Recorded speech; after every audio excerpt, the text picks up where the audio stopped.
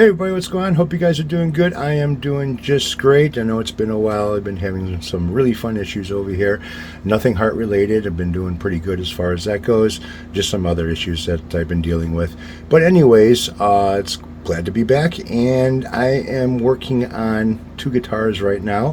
One will be the Warmoth and another will be the Epiphone Muse. So the reason why you're looking at my screen right now is because this pattern that you're seeing on this guitar here is going to be transferred over to two guitars, and I'm going to be using the Epiphone as a guinea pig for basically practice as far as the way this is going to be done. Now, this is all done by masking. This is not a pattern or anything that is transferred to the guitar itself. This is paint. So getting into some fancy, well, not really some fancy striping and shit like that, but it is going to take some time, and I'll be using the Muse, Epiphone Muse, to practice on. Now, one of the things is that the owner wanted this to be on his Warmoth guitar. Now, if you look at this photo here, you can kind of see that there is a kind of a stripe going through over here. Well, that is a glare. There is a pick guard right here. You can kind of see that there's a screw hole here, and then there's a screw over here for the bracket. But this stripe that's right here is not part of the artwork. So if I go to the next photo and zoom in on it, you see that that glare is gone. So I'm not transferring that over to the guitar bodies, but I do want to have an accurate picture of this. So the reason why I have this picture up here is right now I need to do some measuring, and I don't have the actual guitar to do so, but as far as the speed knobs that are on this guitar, I do have some of those. So here's one right here. And now you can see the circle here where the numbers are, and then there's some extra over here. It's because the guitar is a little bit on an angle, and I mean angle like this way. So what I want to do is match up that circle part of the knob with this top circle part of the knob that I'm holding in my hand. And right now I have it right on the money to where that's the size of the knob. So now I want the size of that square. So what I'm going to do is I'm going to go to this square here, and I'm going to open up my caliper to where that square is basically right on the money with my caliper. And then I'm going to go this way as well. That's showing me I am there. So that's going to give me a guide to my striping. So let's get over to the guitar itself. Alright, so I'm sitting in front of the Epiphone Muse, and as you can see, it's not the traditional black and white that would be on the original photo. Because this is my guitar, I get to do it however I want to do. This is not a customer's guitar where he wants it in a certain way, and that he'll get. But since this is mine, I can do it however I want. So I went with a bright silver metallic on the top, and I did a diamond black on the sides, back, neck, headstock, front and back. And this still has the binding on it as well, and it will continue to still have the binding on it after I get done painting it and everything. Same thing with the Warmoth body. Now, one of the tools I just picked up, which is kind of an expensive tool, but I think it's very well worth the money, is the StewMac binding scraper. All right. Now, this is brass. This is steel. It has the StewMac logo on there. This has got somebody's name on there. And it's very simple to use, very easy to use. You loosen up these two here, slide out how much you need of this tip over here for scraping the binding, lock it down. You could do the top and the sides with it, different measurements as far as how much this tip needs to be sticking out. I've already used it. It's not a razor blade, but it does have sharp edges on this piece of steel, and it works really, really nice as far as scraping binding goes. I've already tested it out. I've been using razor blades to, scrape the binding, and I've been noticing that a lot of the tips on the razor blade. So I do a thing where I'll measure the width of the binding, I'll measure the thickness of the binding, and I'll mask up the razor blade to whatever width and thickness that I need to do the job. But I've been noticing that the tip of the razor blade over here, which is something that is very important when you're scraping these bindings, otherwise you come up with a not such a nice line, breaks.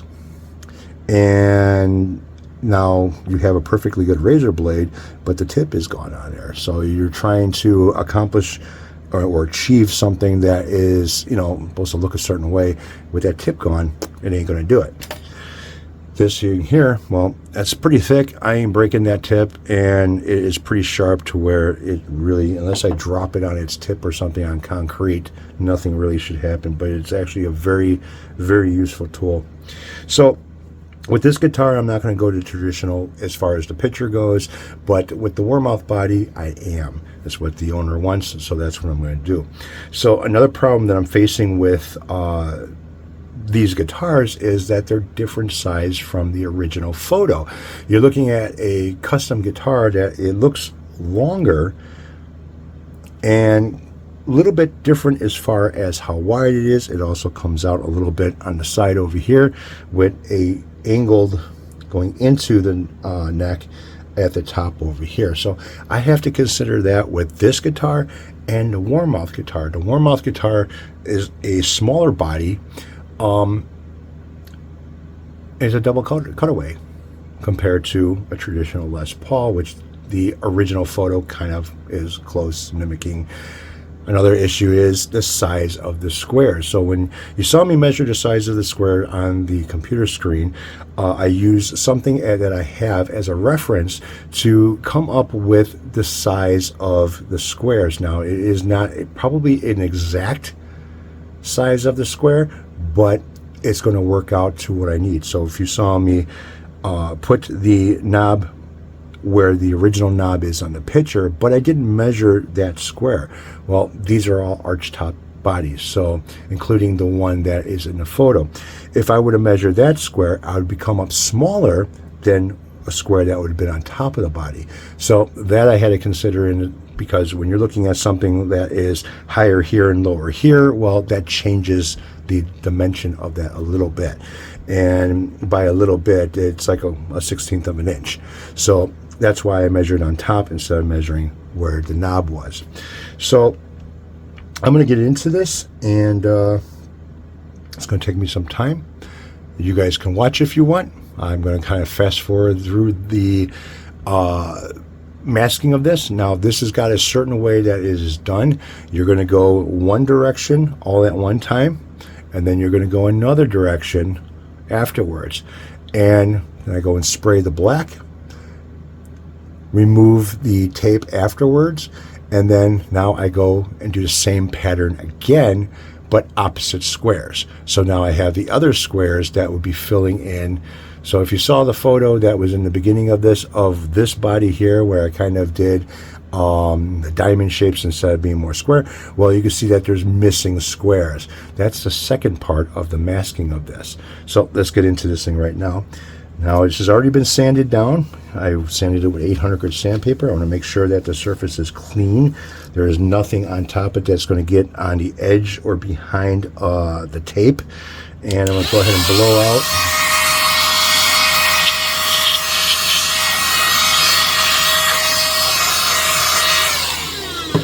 Any dust particles that may be on here or somewhere around here, you know, I don't want that to be interfering with how the striping is going to go. All right, so what I need to do is, since center is basically right where the strap lock is, that's kind of going to be where this center square is. So I'm going to go from edge. Got brand new tape here. Also, you want to make sure that your tape does not have anything around the sides of it that is stuck here, because that is going to transfer over to here. And don't put this on top of like cloth or anything else. Put this on top of something that's a clean surface. So I'm going to go ahead and start. And this is going to be a little bit of, the first trial run is going to be a little bit of a pain in my ass, which is fine. So what I want to do is lay out my first stripe. And it's got to be angled a little bit. And it also has to meet up with, oh, can't get any closer to that, meet up with this line. So I need to move this down a little bit. Oh, gotta go up a little bit. And you also can't pull or stretch this out in any way, because you will change the way that the tape is. So I have to also be careful with that. This is the hardest part, is getting started. So I've got my angle.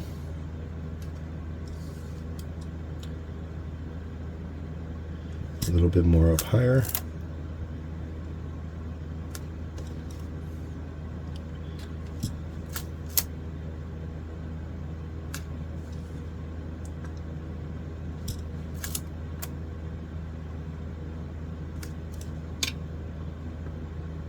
Right on the money.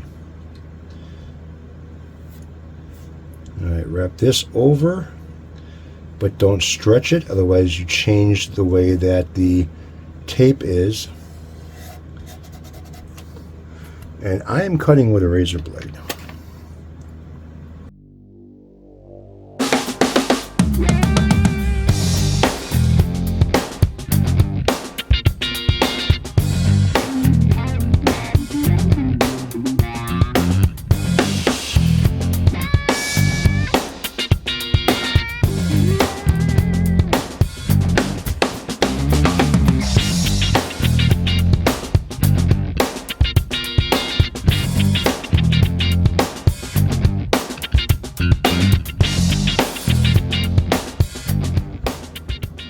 Alright, so now I have all of my one direction going from side to side.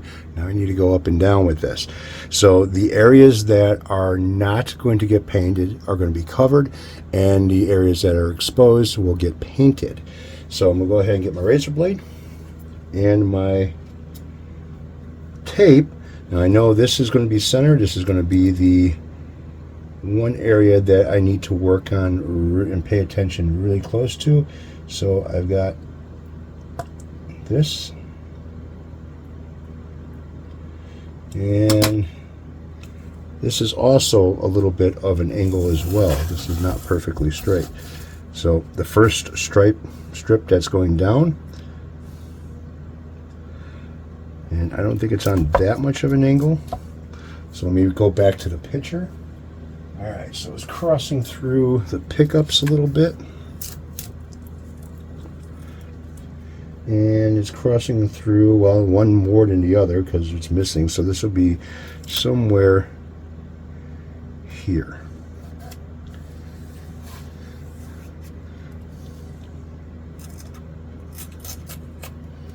Alright. Again, I want to fold this in to where I'm not changing or giving the corner here on either side an angle. Make sure this is nice and tacked down. Nothing sticking up around the edges. That's going to cause me a problem with paint. Alright, so then I go for my next one. And then I fast forward the video.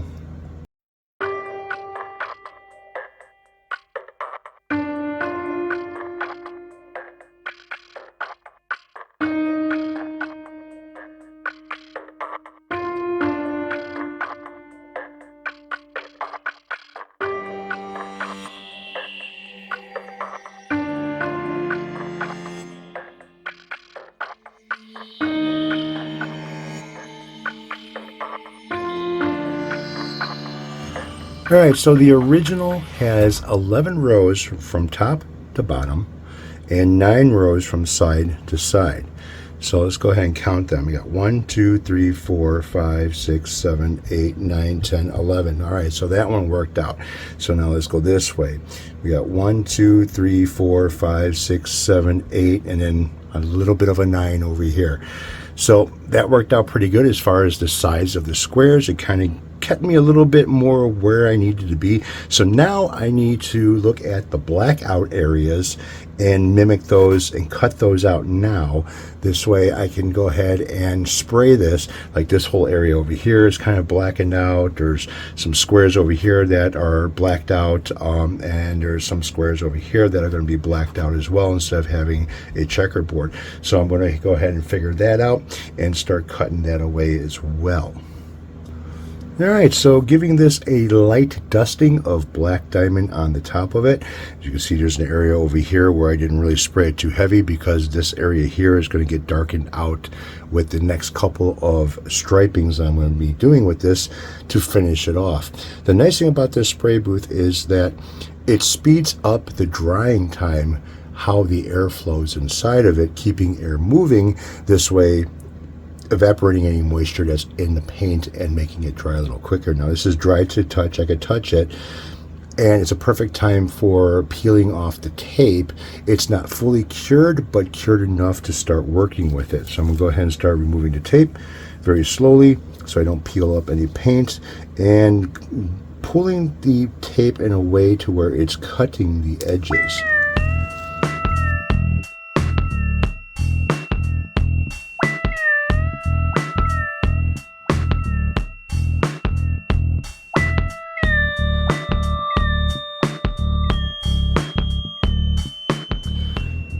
So all the tape is all gone, and it looks pretty good. I don't see any bleed through for underneath the tape. All the corners seem to be pretty sharp and solid.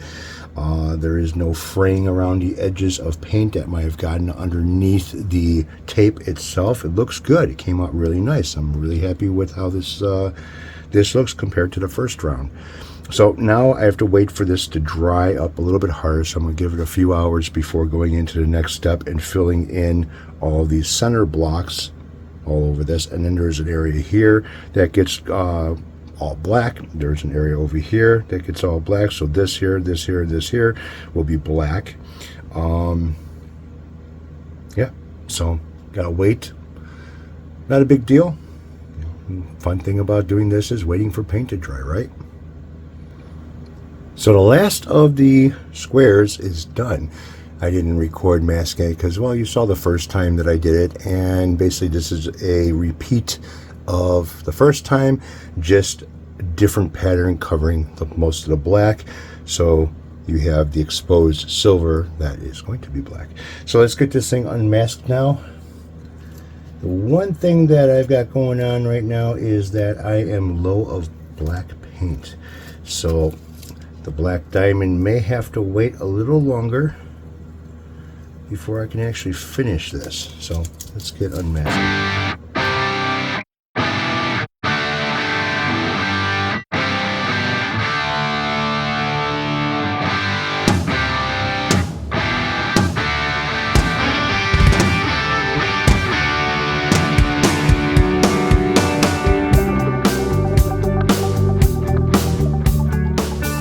Alright, so now I have to let this dry for a few days. I probably have to order some paint because I'm out of the black diamond. I just looked at whatever I have in the cabinet and what I have in the shop down here, and it looks like I'm out of it, so I got to order another can, which is fine because I love this stuff and I'll end up using it, even though I'll only be using very little left on this body here.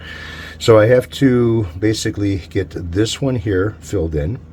I have to get this one here filled in, I believe, and then I have to fill in these. So I'm going to let this dry and go over it with a light sanding over the areas to get rid of some of these edges. So when I mask this off again, only exposing the areas that are going to be solid black, and it'll be this area over here, coming down over here, a spot over here, a spot over here.